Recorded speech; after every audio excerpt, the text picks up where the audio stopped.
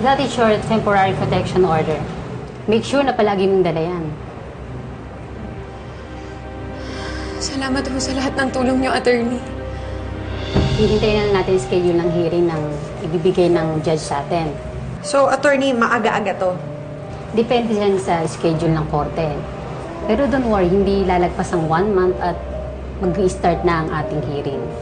We just have to make sure na matibay ang ating statement at evidence para mag-grant yung kanyang permanent protection order.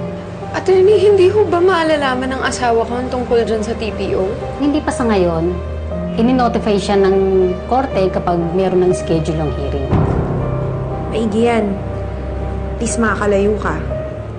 At saka dahil hawak na yung TPO, ang importante dyan, malayo ka lang sa kanya.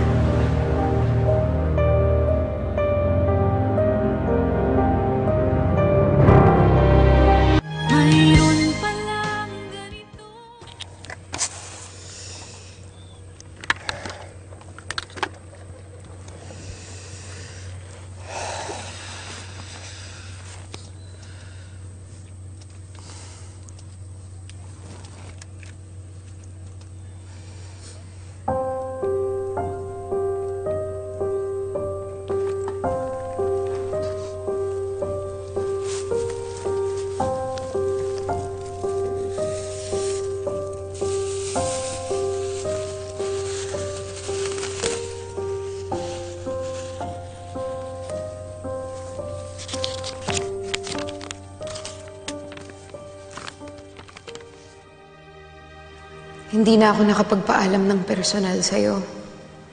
Siguro kapag nabasa mo to, nakaalis na kami ng baby ko. Gusto ko lang magpasalamat sa'yo. Sa lahat ng tulong na ibinigay mo at sa pagiging mabuting kaibigan mo sa akin. I'm sorry kung wala ako dyan, kung kailan kailangan mo rin ako. Pero ipinagdarasal ko na malagpasan mo rin ang pinagdadaanan mo.